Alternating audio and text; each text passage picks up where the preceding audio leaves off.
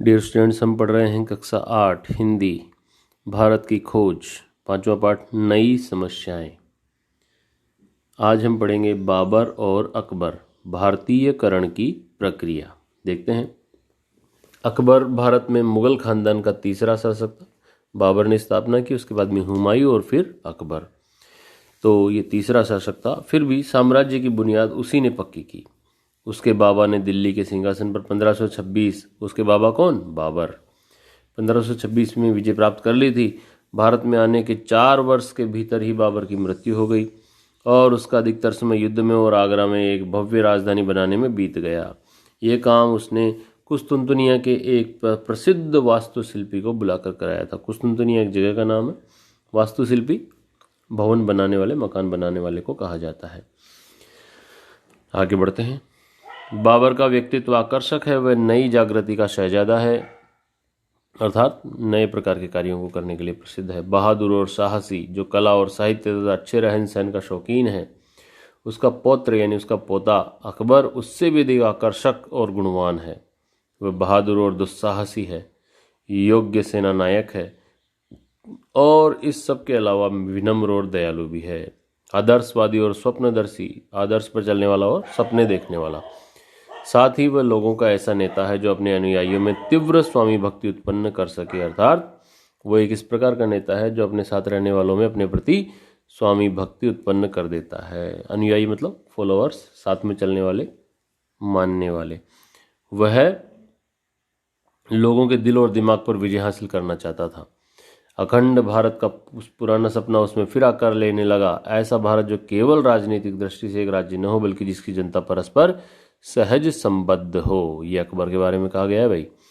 1556 ईस्वी से आरंभ होने वाले अपने लंबे शासनकाल के लगभग 50 वर्ष के दौरान वह बराबर इसी लक्ष्य की पूर्ति के लिए कोशिश करता रहा, अर्थात पूरे भारत को एक करने की। बहुत से स्वाभिमानी राजपूत सरदारों को उसने अपनी ओर मिला लिया। उसने एक राजपूत राजकुमारी से शादी भी की और उसका बेटा और वारिस जहांगीर इस तरह आधा मुगल और आधा हिंदू राजपूत था। तो जहांगीर जो कि इन्हीं का बेटा है, जो राजस्थान की एक राजकुमारी से शादी के बाद उनको पुत्र के रूप में प्राप्त हुआ था। जहांगीर का बेटा शाहजहां भी राजपूत माँ का बेटा था, क्योंकि जहांगीर ने भी एक राजपूत महिला से शादी की थी, तो शाहजहां भी राजपूत माँ का। इसलिए ये तुर्क मंगोल वंश तुर्क या मंगोल होने की अपेक्षा कहीं अधिक भारतीय था। आगे बढ़ते हैं। राजपूत राजघरानों से संबंध बनाने से उसका साम्राज्य बहुत मजबूत हुआ, क्योंकि यहाँ के जो वीर और राजपूत थे उन्होंने उनका खूब साथ दिया। इस मुगल राजपूत सहयोग ने जो बाद के शासकों के शासन में भी इसी तरह चलता रहा, केवल सरकार, प्रशासन और सेना को ही नहीं, बल्कि कला, संस्कृति और रहन सहन को भी प्रभावित किया। अर्थात मुगलों और राजपूतों में जो ये संबंध स्थापित हुए, उसकी वजह से भारत की कला, संस्कृति और रहन सहन भी बहुत ज़्यादा प्रभावित हुए। अर्थात मुगलों और राजपूतों का रहन सहन आपस में घुल मिल गया। पर अकबर को राजपूताना में मेवाड़ के राणा प्रताप की अभिमानी और अदम्य आत्मा का दमन करने में सफलता नहीं मिली। राजस्थान में मेवाड़ के जो राणा थे, उदयपुर के आसपास के क्षेत्र में महाराणा प्रताप, उनको जो है अकबर हरा नहीं पाया, उसमें सफलता उनको नहीं मिली। राणा प्रताप ने एक ऐसे व्यक्ति से जिसे वह विदेशी विजेता समझता था, औपचारिक संबंध जोड़ने के बजाय जंगलों में मारे मारे फिरना बेहतर समझा। ये जो चित्र आप देख रहे हैं प्यारे बच्चों, ये बुलंद दरवाजे का है, ये आगरा में बनाया हुआ है। आगे बढ़ते हैं हम लोग। अकबर ने अपने चारों ओर अत्यंत प्रतिभाशाली लोगों का समुदाय इकट्ठा किया था, जो उसके आदर्श के प्रति समर्पित थे। इन लोगों में फैजी और अबुल फजल नाम के 2 मशहूर भाई, बीरबल, राजा मानसिंह और अब्दुल रहीम खान खाना शामिल थे। उसने एक ऐसे नए समन्वित धर्म की शुरुआत करने का प्रयत्न किया जो सबको मान्य हो। स्वयं अकबर निश्चित रूप से हिंदुओं में उतना ही लोकप्रिय था जितना मुसलमानों में। मुगल वंश भारत में इस तरह स्थापित हुआ जैसे वह भारत का अपना वंश हो। तो इस प्रकार से अकबर ने बहुत सारे अच्छे कार्य किए। आगे देखते हैं और क्या क्या हुआ। यांत्रिक उन्नति और रचनात्मक शक्ति में एशिया और यूरोप के बीच अंतर, अर्थात यदि हम एशिया और यूरोप में तुलना करें तो यूरोप जो है वो यांत्रिक उन्नति और रचनात्मक शक्ति में भारत से, एशिया से काफ़ी आगे था। देखते हैं। अकबर के दरबार के पुर्तगाली जेसुइट, पुर्तगाल एक देश का नाम है, जेसुइट बताते हैं कि उसकी दिलचस्पी बहुत सी बातों में थी, उसकी किसकी, अकबर की, और वह उन सब के बारे में जानकारी हासिल करना चाहता था। उसे सैनिक और राजनीतिक मामलों का पूरा ज्ञान तो था ही, साथ ही बहुत सी यांत्रिक कलाओं का भी था। फिर भी यह अजीब बात है कि उसकी जिज्ञासा एक बिंदु पर जाकर रुक गई। ये अकबर के बारे में कही गई सारी बातें भाई। यदि अकबर ने इस तरफ ध्यान दिया होता और पता लगाया होता कि संसार के दूसरे हिस्सों में क्या हो रहा है, तो उसने सामाजिक परिवर्तन की बुनियाद रख दी होती। ये लाल किला है भाई जयपुर दिल्ली का, ये ताजमहल है। लेकिन उसके सामने बड़ी समस्या ये थी कि वो इस्लाम के साथ राष्ट्रीय धर्म और लोगों के रीति रिवाजों का मेल करा के राष्ट्रीय एकता कैसे कायम करे। ये सब बातें पुर्तगाली व्यक्ति के द्वारा अकबर के बारे में कही गई है कि अकबर किधर ध्यान दे पाया और किधर ध्यान नहीं दे पाया और उसका क्या परिणाम रहा।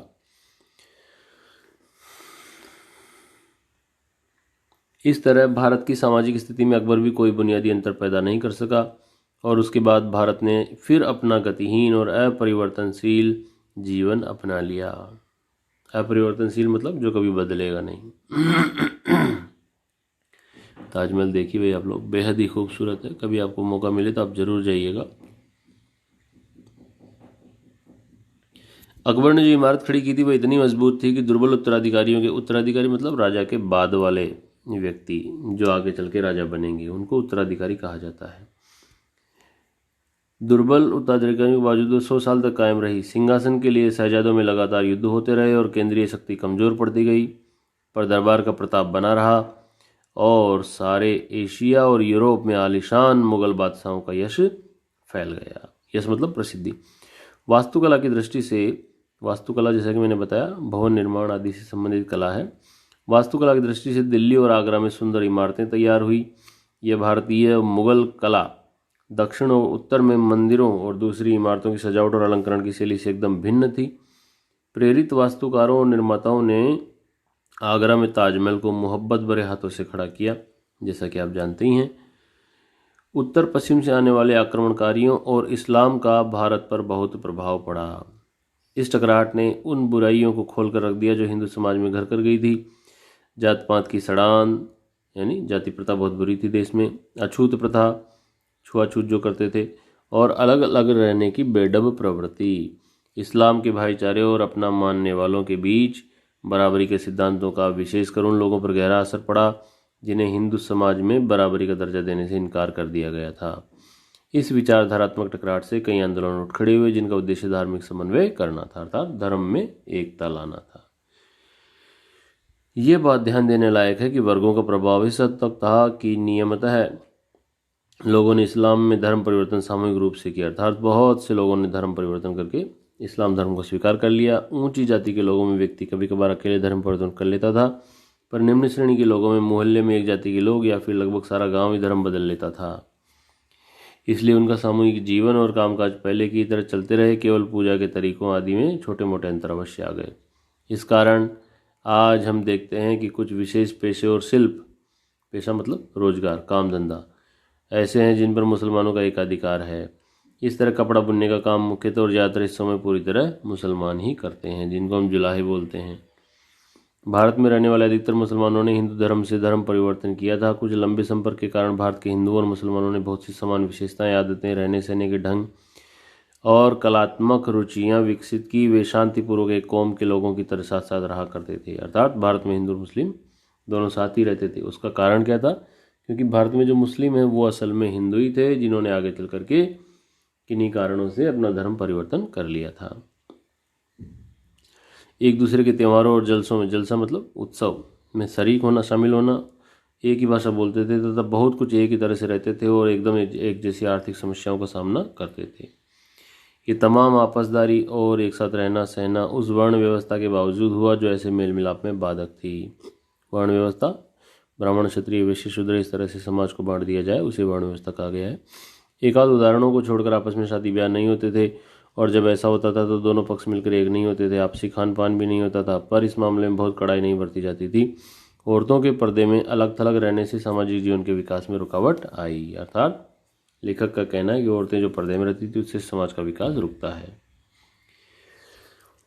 गांव की आम जनता में आर्थिक आबादी के बड़े हिस्से में जीवन मिला जुला था और उनमें सामूहिकता कहीं अधिक थी। गांव के सीमित घेरे के भीतर हिंदू और मुसलमानों के बीच गहरे संबंध थे। वर्ण व्यवस्था से कोई बाधा नहीं होती थी और हिंदुओं ने मुसलमानों को भी एक जात मान लिया था। वे एक दूसरे के त्यौहार में शरीक होते थे और कुछ अर्ध धार्मिक से त्यौहार दोनों के बीच समान रूप से मनाए जाते थे। अर्थात ऐसे त्यौहार जो पूरी तरह धर्म से जुड़े हुए नहीं है, तो त्यौहार दोनों ही लोग, हिंदू भी और मुसलमान भी, मनाया करते थे। उनके लोकगीत भी एक ही थे। इनमें से ज़्यादातर लोग किसान, दस्तकार और शिल्पी थे। दस्तकार क्या होता है? हाथों से छोटे मोटे काम करने वाले लोग, हस्तकला जिसको बोल सकते हैं। मुगल शासन के दौरान बहुत से हिंदुओं ने दरबार की भाषा फारसी में पुस्तकें लिखी। इनमें से कुछ पुस्तकें कालजयी रचनाएं मानी जाती है। कालजयी मतलब जिन पर समय का कोई प्रभाव नहीं होता, जो बहुत पहले लिखी गई होंगी लेकिन आज भी उतनी प्रसिद्ध हैं। इसी समय मुसलमान विद्वानों ने फारसी में संस्कृत की पुस्तकों का अनुवाद किया और हिंदी में लिखा। हिंदी के सबसे प्रसिद्ध कवियों में दो हैं, मलिक मोहम्मद जायसी जिन्होंने पद्मावत लिखा, और अब्दुल रहीम खान खाना जो अकबर दरबार के अमीरों में थे, उनके संरक्षक के पुत्र थे। खान खाना अरबी, फारसी और संस्कृत तीनों भाषाओं के विद्वान थे और उनकी हिंदी कविता का स्तर बहुत ही ऊंचा था। प्यारे बच्चों, वैसे तो और भी बहुत सारे, इनसे भी बड़े बड़े जो है हिंदी के प्रसिद्ध कवि और लेखक हुए हैं, लेकिन यहाँ पर एक विशेष संदर्भ में हम लोग पढ़ रहे हैं, इसीलिए इन्हीं का नाम आया है। आगे बढ़ते हैं। कुछ समय तक वे शाही सेना के सिपहसालार भी रहे, मतलब एक सैनिक या सेनापति भी रहे। फिर भी उन्होंने मेवाड़ के उन राणा प्रताप की प्रशंसा में लिखा जो बराबर अकबर से युद्ध करते रहे और उनके सामने कभी हथियार नहीं डाले। आगे है, औरंगजेब ने उल्टी गंगा बहाई, हिंदू राष्ट्रवाद का उभार और शिवाजी। देखते हैं ये कितना लंबा है। यदि ज़्यादा बड़ा हुआ तो हम इसको आज नहीं पढ़ेंगे।